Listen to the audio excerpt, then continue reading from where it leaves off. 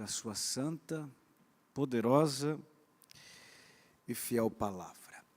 Lucas, capítulo de número 7, verso de número 11, até o verso de número 17, por bondade. Se você puder ficar em pé, para que nós possamos fazer a leitura da palavra de Deus, aqueles que podem.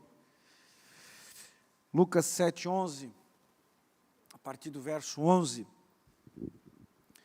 vai dizer assim: E aconteceu, pouco depois, ele à cidade chamada Naim, e com ele iam muitos dos seus discípulos e uma grande multidão.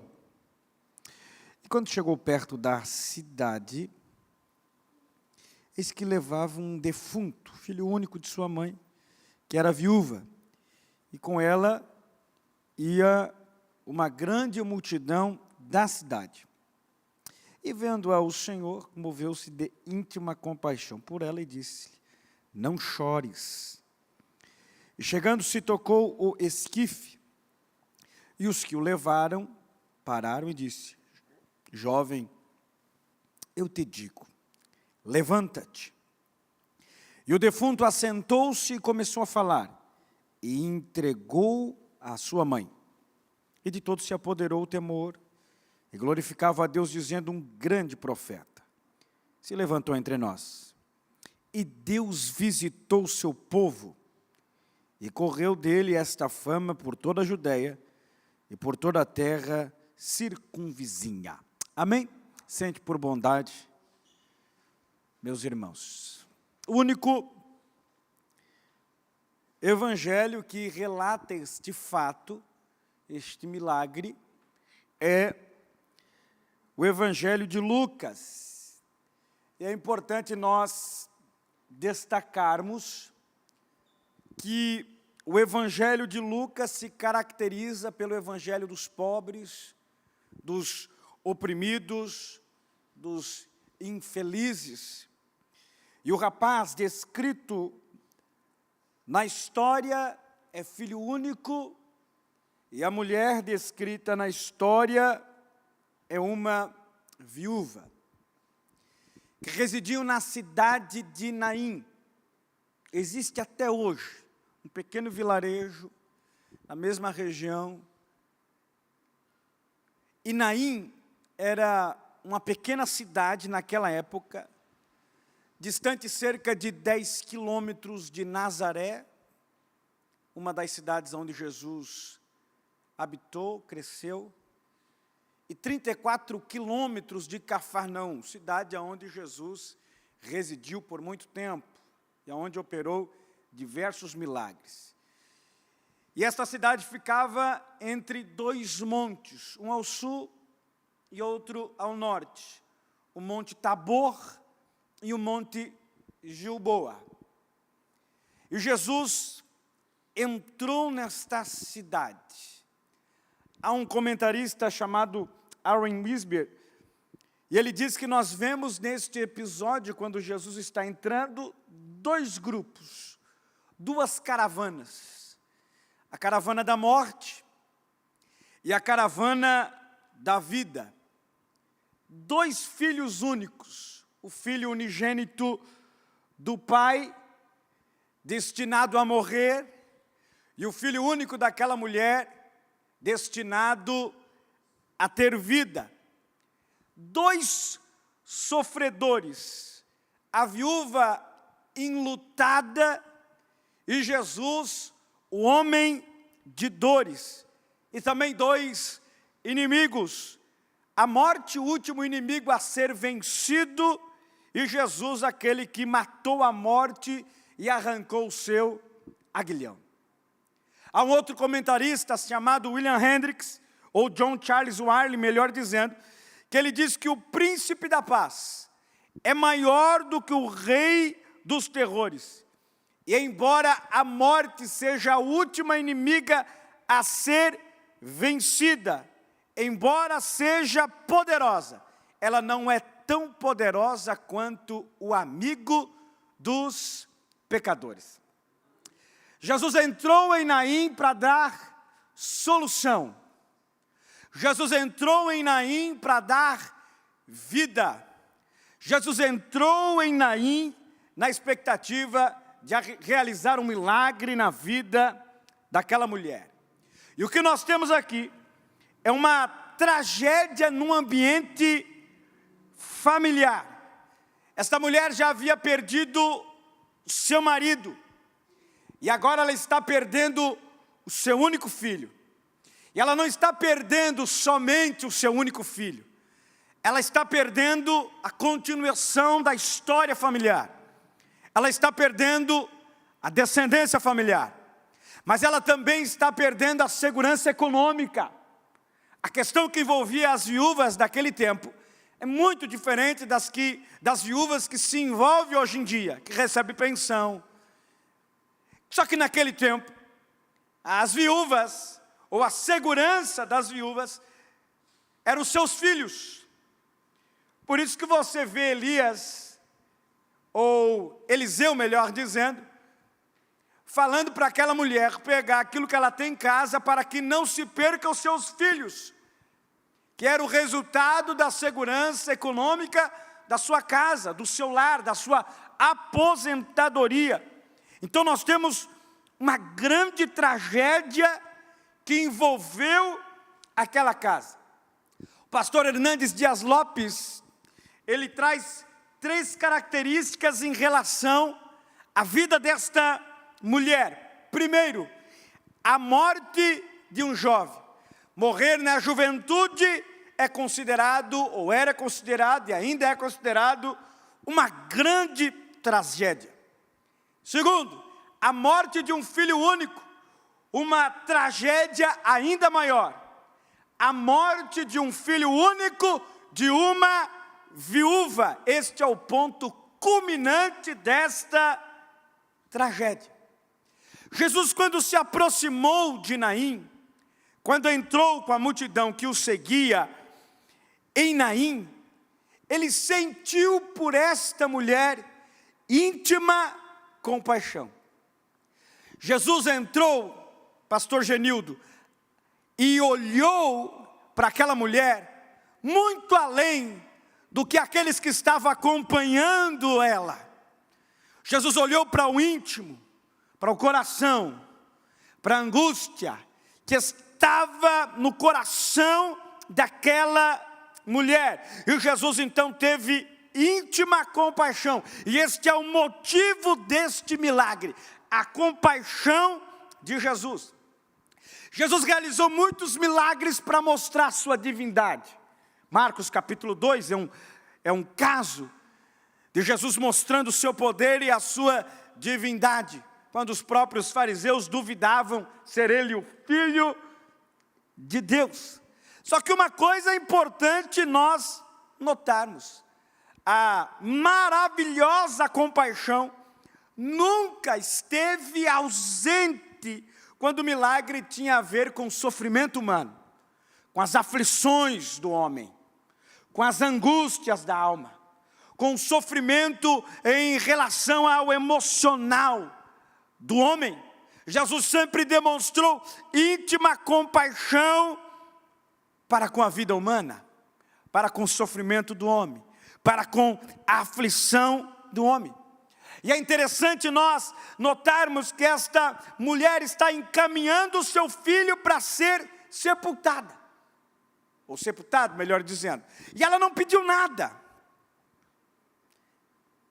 Ela não pediu exatamente nada. E ela também não esperava absolutamente nada. Ela está enlutada, levando o seu filho ao sepultamento, levando o seu filho para ser enterrado, o seu único filho. A compaixão de Jesus observou a dor envolvida. A compaixão de Jesus observou a tristeza envolvida. Jesus consegue olhar o que nós não olhamos. Nem sempre um sorriso no rosto estampa uma alegria interior.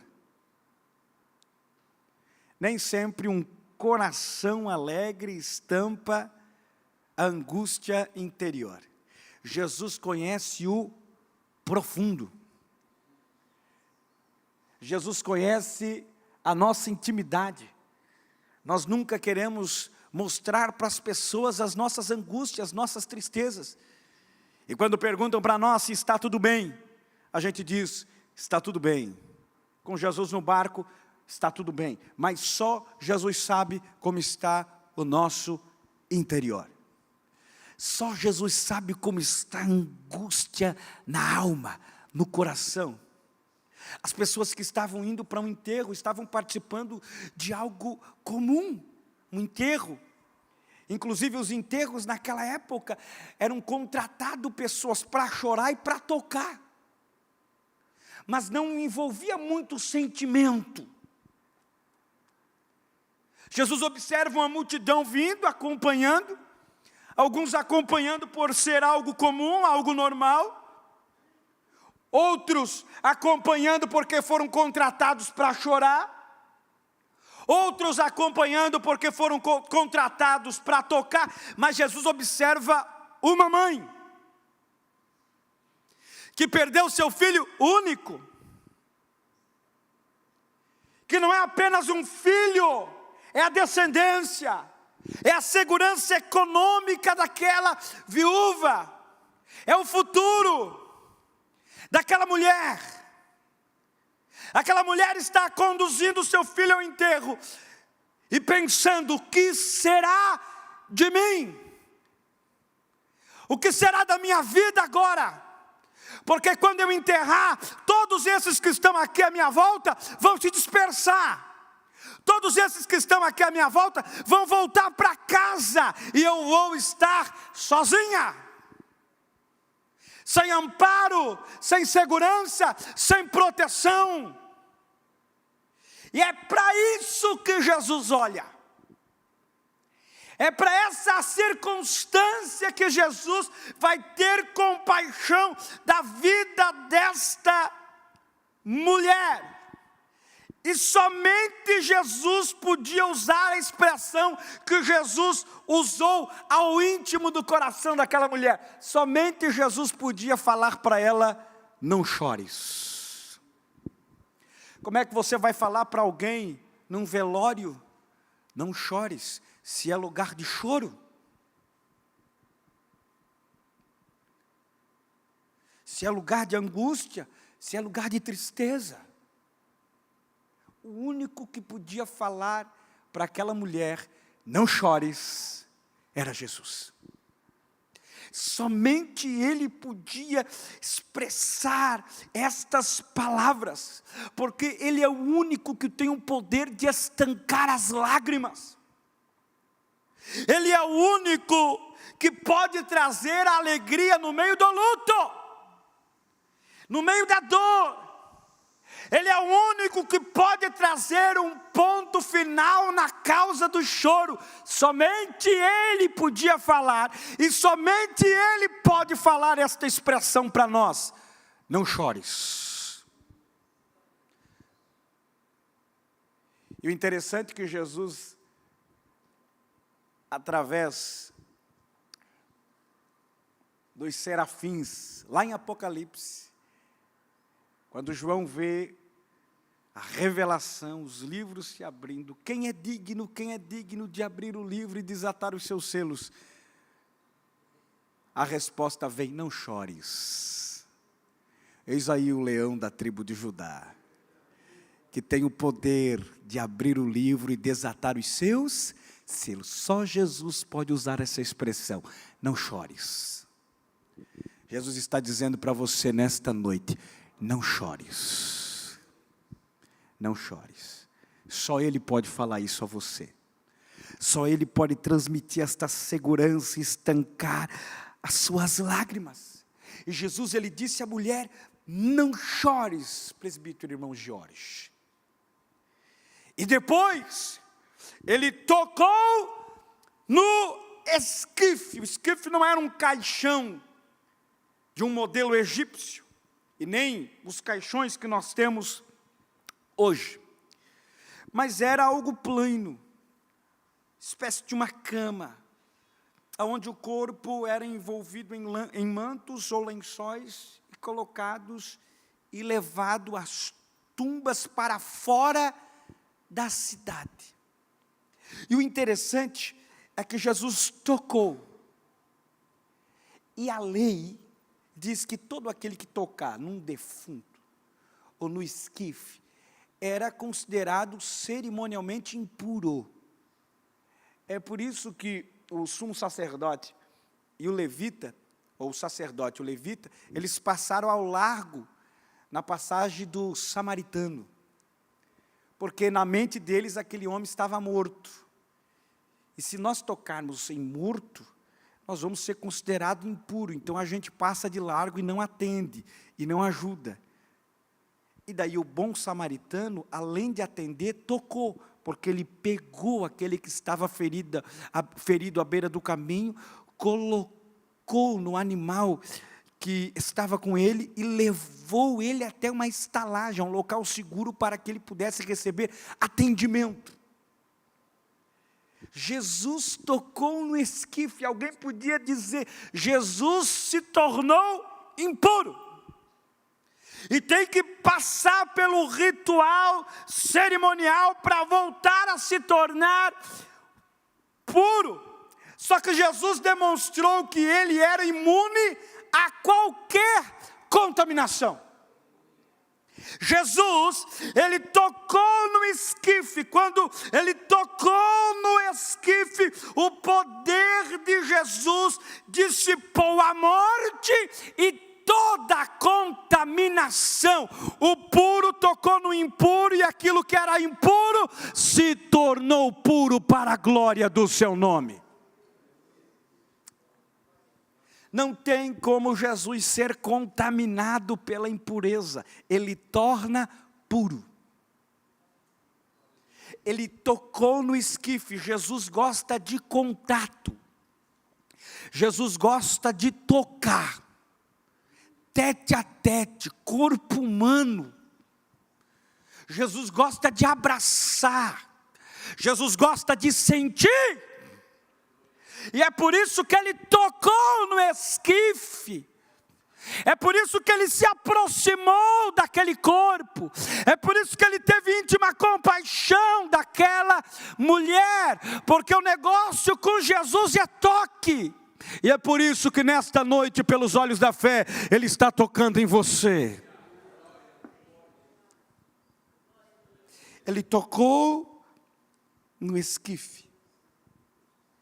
A morte, ela não tem a última palavra quando Jesus ergue a sua voz. O mesmo Jesus que dissipou a morte, que ressuscitou este jovem, trará vida a todos os mortos no último dia. E ele mesmo falou isso. Abra lá sua Bíblia em João capítulo 5, verso 28. João 5, 28 e 29. Não vos maravilheis disso, porque vem a hora em que todos os que estão nos sepulcros ouvirão a sua voz.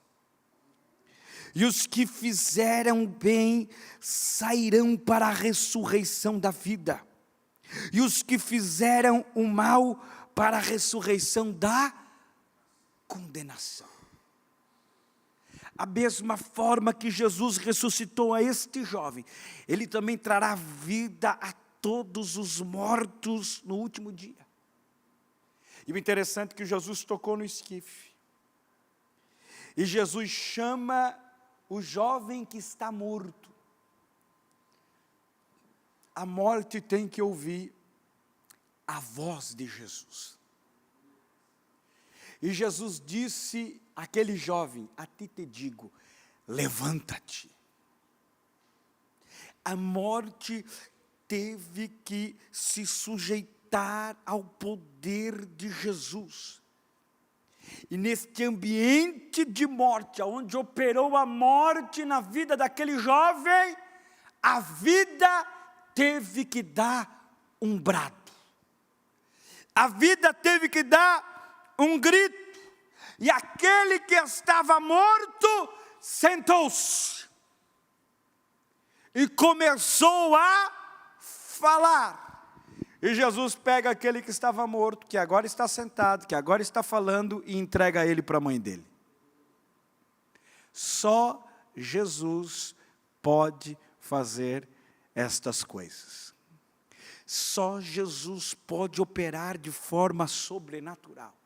William Hendricks diz, e ele destaca o maravilhoso poder de Jesus, afirmando o seguinte: profunda compaixão, infinita sabedoria, ilimitada autoridade, maravilhoso poder, aleluia, que grande Salvador. Jesus toca, Jesus traz vida aonde a morte está reinando, aonde a morte está tentando achar brecha, Jesus traz vida. Aonde a morte está tentando entrar, Jesus está trazendo vida. Jesus está trazendo vida à sua casa nesta noite. Jesus está trazendo vida onde a morte está tentando entrar. Pode ser que tem cheiro de morte, mas está chegando o cheiro de vida pelo poder do nome de Jesus. Jesus está vindo tocar, porque Ele gosta de toque. Jesus está vindo abraçar, porque Ele gosta de abraçar. Jesus está vindo sentir, porque Ele gosta de sentir. Jesus não é aquele que fica ao largo. Jesus não é aquele que fica ausente. Jesus não é aquele que passa longe. Jesus é aquele que passa perto. Jesus é aquele que estende a mão. Jesus é aquele que levanta aquele que está morto. Jesus é aquele que levanta o que está ferido. Jesus é aquele que sara, é aquele que cura, é aquele que abraça, é aquele que toca, é aquele que diz: não chores. É aquele que te pega pela mão e diz: não temas, o eu sou chegou no meio da tempestade. Jesus é o único que pode chegar diante do estado da morte e trazer vida no meio do caos. E o interessante é que aonde a dor se encontrava, o alívio veio. Onde a tristeza imperava, a alegria reinou. Onde a morte delegava o túmulo, a vida, o brado do levantar de Jesus trouxe a vida. Onde o impossível estava, o possível se manifestou. Não existe nada que Jesus não possa fazer. Pode ser a coisa mais pequena, insignificante. Pode ser a coisa mais grande, indissolúvel. A minha visão, indissolúvel a minha capacidade. Jesus entra. Jesus faz. Jesus tem poder. Ele é ilimitado. E o interessante é que o efeito daquele milagre provocou um grande temor no meio da multidão. O temor dominou a todos. E uma evidência tão inconfundível da presença e do poder de Deus é que Ele produz um medo em todos, um temor em todos. Para aqueles que servem a Jesus, um temor de reverência. Para aqueles que não servem a Jesus, um medo da realidade da punição. Mas todos glorificavam a Jesus. E a justificativa deles em relação a Jesus, concernente a este milagre, se baseia em dois aspectos. Primeiro, eles disseram: um profeta, um grande profeta se levantou entre nós. Segundo, Deus visitou o seu povo. A multidão atestou isso. Um grande profeta se levantou entre nós, olhando para Jesus. A mulher samaritana também viu isso. E segundo ponto, mais culminante daquilo que a multidão fala. Jesus, ou Deus, visitou o seu povo. Há um reconhecimento do poder de Jesus no meio desta multidão em sintonia com Deus. Só que a maioria daqueles que estavam na multidão vendo este milagre ainda não acreditava que Jesus era o Messias. Isso não mudou a realidade de muitos em relação a acreditar ou não que Jesus era o Messias. Mas eles atestaram para um grande poder que visitou Naim. Eles tiveram que ver a morte dando lugar à vida. E esta foi a primeira ressurreição que Jesus fez. Eles viram algo sobrenatural acontecer. A morte deu lugar à vida. Porque Deus nos visitou. Deus está aqui. Deus está presente. Deus nos visitou. Em nome de Jesus, a visitação de Jesus nesta noite trará cura. A visitação de Jesus trará nesta noite alívio. A visitação de Jesus trará nesta noite bálsamo à tua alma. A visitação de Jesus trará libertação e a depressão vai embora. Em nome de Jesus, a visitação de Jesus nesta noite está trazendo vida à tua casa, à tua família. Deus nos visitou. Aleluia. A fama de Jesus, depois deste grande milagre, percorreu geograficamente e de forma exponencial se alargou por toda a Judéia, circunvizinhança. A fama de Jesus correu. Não tem como esconder o agir de Deus. Não tem como manipular o poder de Deus. O homem até tenta, mas não tem como manipular o poder de Deus. O poder de Deus, ele se alastra. Os milagres de Deus, eles se alastram, porque Deus tem um propósito por meio de Jesus, e o próprio Jesus atestou isso em suas palavras. Lucas capítulo 7, verso 22, Jesus respondendo aos discípulos de João, para que os discípulos de João levem aquilo que Jesus está fazendo, porque João queria saber se verdadeiramente Jesus era o Messias, e Jesus então responde: ide e anunciai a João o que vistes e ouvistes: os cegos veem, os coxos andam, os leprosos são purificados, os surdos ouvem, os mortos são ressuscitados, e aos pobres anuncia-lhes a palavra do Evangelho. Não tem como esconder o poder de Deus, o agir de Deus. Quando o milagre acontece na sua vida, ele se alastra, as pessoas ficam sabendo. Deus visitou o seu povo, Deus visitou aquela casa, o milagre de Deus visitou aquela família, o câncer foi embora, a AIDS foi embora, o tráfico foi embora, a libertação chegou, porque Deus visitou o seu povo. Se coloque de pé por bondade.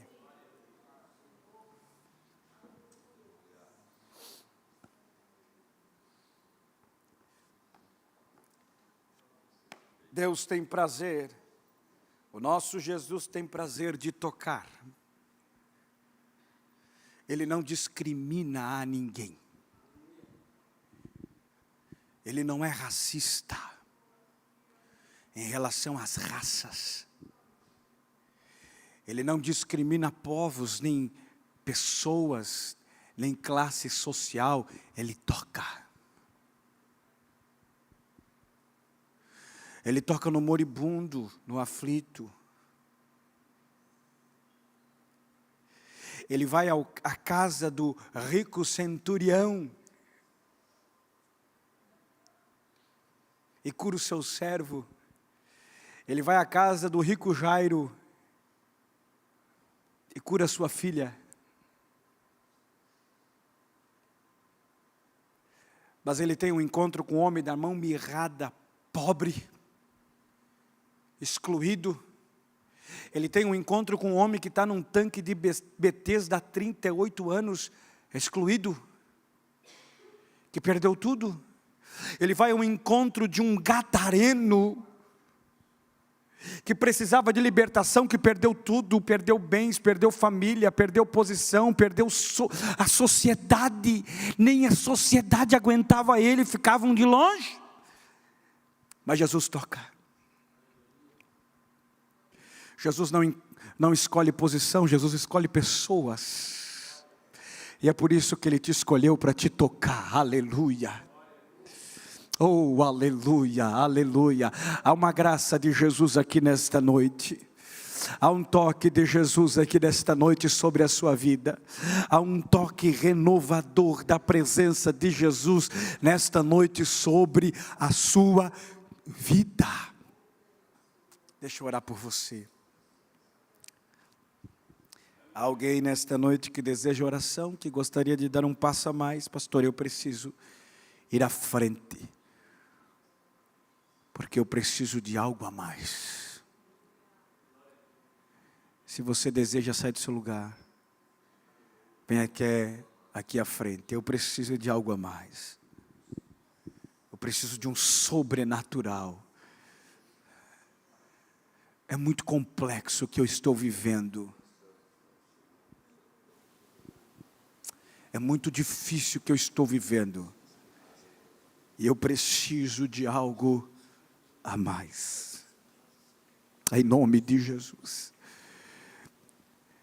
Não foi em vão você ter vindo aqui nesta noite. Não foi em vão, viu, moça? Você ter vindo aqui nessa noite. Jesus está tocando em você.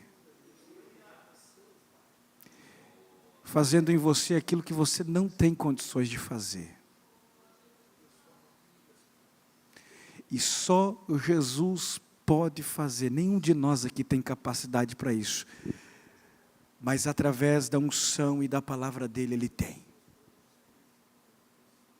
Você não subiu essas escadarias em vão. Não entrou por esta porta para assistir apenas um culto. Você não sentou nestas cadeiras para ouvir apenas uma palavra. Você adentrou a este lugar, moça, porque há um propósito maior na sua vida. E Jesus, nesta noite, através da sua graça, está lhe tocando. Está tocando onde você não pode tocar, porque você não tem forças para tocar. Está fazendo o que você não pode fazer, porque você não tem nem habilidade para fazer. Mas Ele vai fazer. O que eu devo fazer, pastor? Se entrega. Se entrega a Ele. Entrega o coração a Ele. Entrega a alma a Ele. E diga para Ele, a morte está tentando reinar. O mal está tentando reinar. A destruição está tentando reinar. Mas eu estou entregando a Ti a minha vida. Eu estou entregando a Ti as minhas forças. Eu estou entregando a Ti a minha casa. Porque só Tu podes fazer. Amém? Você crê? O pastor Denilson vai pôr as mãos sobre a vida dela e impetrar a bênção sobre ela. E nós vamos orar. Pai, nós Te louvamos. Obrigado, Jesus, por esta noite. Obrigado, Jesus, por esta palavra que soa o nosso coração. Tu és o dono da vida. E Tu tens poder de repreender o caos, a morte, a tristeza, a angústia, as aflições. E Tu tens poder de agir no sobrenatural. De fazer algo que foge à nossa concepção e foge daquilo que nós consideramos como possível de fazer. Porque Tu és o Deus de causas impossíveis. E o único que pode todas as coisas. Tu és o único que pode dizer a estes Teus filhos, servos que estão aqui, não chores. Oh, aleluia. Tu és o único que pode trazer pureza a corações impuros. O único que pode santificar, o único que pode tocar no esquife e não se contaminar. Tu és o único que pode dizer, levanta-te. E aquele que está deitado se levantar, assentar-se, começar a falar e ser restituído à vida. E ser restituído aos braços maternos. E Tu tens poder, como Tu fizeste na vida desta viúva, faça neste povo que aqui está. Faça na vida dos meus irmãos que aqui estão. E que Tu possas restituir, e que Tu possas operar no sobrenatural. E que Tu possas fazer o sobrenatural sobre a vida dos meus irmãos. Porque tudo é possível ao que crê, e nós cremos. Nós confiamos. Nós cremos que a Tua palavra tem vida. Tem propriedade para transformar a nossa vida. Tem propriedade para mudar as circunstâncias da nossa vida. Tem propriedade para trazer alegria no meio da tristeza. Tem propriedade para dar um sossego e um basta ao choro. Porque Tu és o nosso Deus, o nosso Cristo, o nosso Senhor. E nós Te adoramos em nome de Jesus. Volte ao seu lugar, meu irmão, crendo no milagre de Deus, a resposta de Deus.